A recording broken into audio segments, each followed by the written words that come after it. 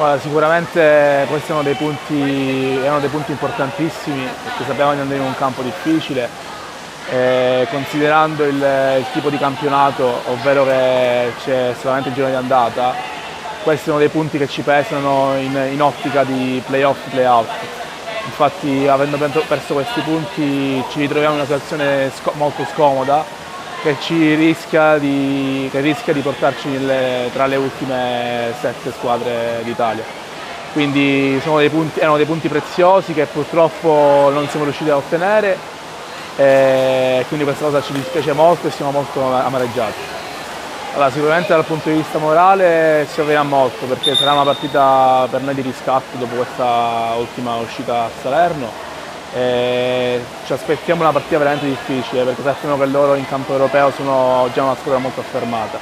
quindi sarà una partita molto fisica dove si nuoterà molto. Già da oggi ci iniziamo a concentrare per vedere i loro punti di forza, i loro punti deboli su cui noi possiamo lavorare e su cui possiamo, diciamo, andare a ottenere qualcosa per fare gol e per fare, insomma, per fare bene. Sì, assolutamente, consideriamo che siamo insieme da solamente un mese e mezzo, quasi 2 mesi, quindi è normale che dopo 4-5 partite in cui andavamo molto bene, che una caduta era secondo me inevitabile. Quindi essendo anche molto giovane abbiamo perso dei punti di forza che per noi erano importanti, è normale che adesso confrontandoci con queste squadre europee tutti i risultati che vengono non possono che essere solamente positivi. Quindi diciamo che loro sappiamo che hanno dei punti di forza come Petkovic, comunque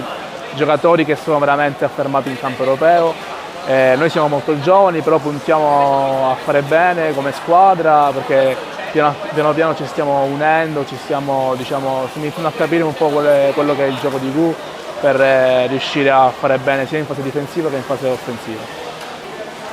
Speriamo duri il più tempo possibile, diciamo che veniamo da una preparazione di solamente 3 settimane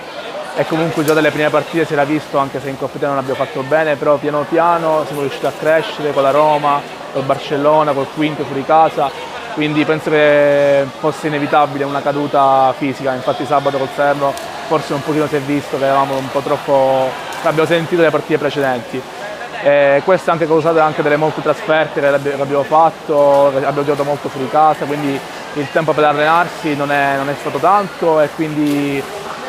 questa cosa secondo me ha influito a livello fisico sia sabato,